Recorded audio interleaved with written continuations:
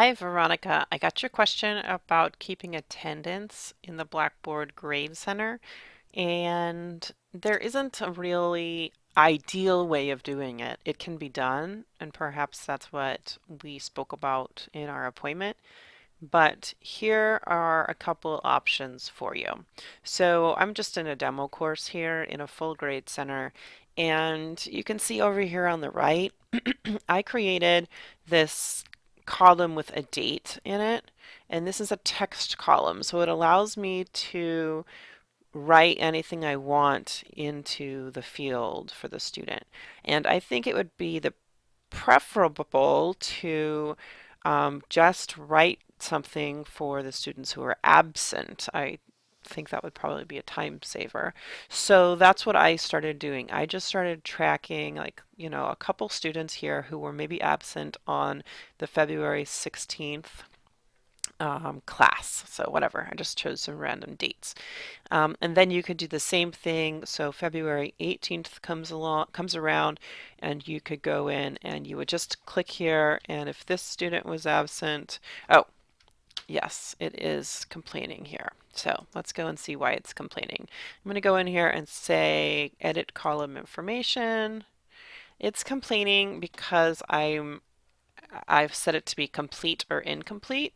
If I do this text option instead, then it should let me mark this guy absent. So I can write the word absent and hit enter, and then it saves. And I can go down and say Luis was also absent, and go down the line like that. Um, the first way I tried doing this, and maybe this is what you were referring to, was that complete and incomplete. Let's look at that. When I do create column, I'm going to put a date in here. Let's say I'm ready to track it for 223.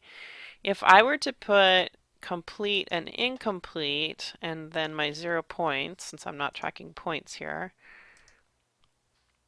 it will allow you to, so there's the new column. It only, it wants us to put a numeric value, and if there is any numeric value, it's going to actually only display a green check mark. So that means, and green check mark to me seems like it's like a good thing, and so in that case, I would think that I'd have to go in and like, let's just put a 1 in here, enter. See, I would think that visually to me, that means that these students were all present. And then to go in and let's say mark a couple absent by not putting a green check mark there. So I just put ones in there and it gives a green check mark, but I think that that's more work going down the line and putting ones so that the green check mark appears. Um, or I guess you could only put the ones where the absent students rows are, but then just visually to me, that seems a little bit counterintuitive that those green check marks would in fact be the absent mark. So anyway, that's up to you. You can do it that way.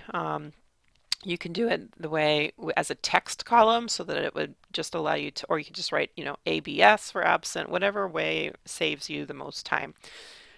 The third option that I have listed here is another text column, but instead of tracking each date in its own column individually, I just put attendance here, and then you can track the days that they have missed. So you could call this anything. You could call this days missed. And then in the student, for that student, you could go in and just kind of after each class meeting, you could add that class meeting, that date to the list if necessary. The problem is that this gets a little clunky, and I'm not sure what the character limit is going to be in here. So eventually you're going to hit that character limit. And see, I can't actually, to be honest with you, I haven't been able yet to, there. I have my cursor after the 223. I'm going to put comma, and let's say the student is also absent on 225, and then I hit enter. So it just starts to get a bit clunky, and now I'm not really sure. I can't expand that to see everything that's in that column.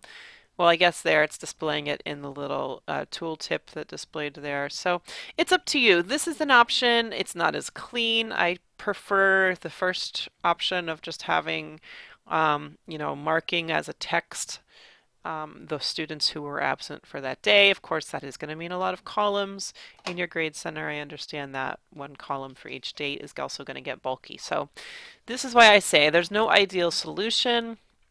There's a couple options for you to choose from, and I'll leave it at that. Let me know if you've got more questions.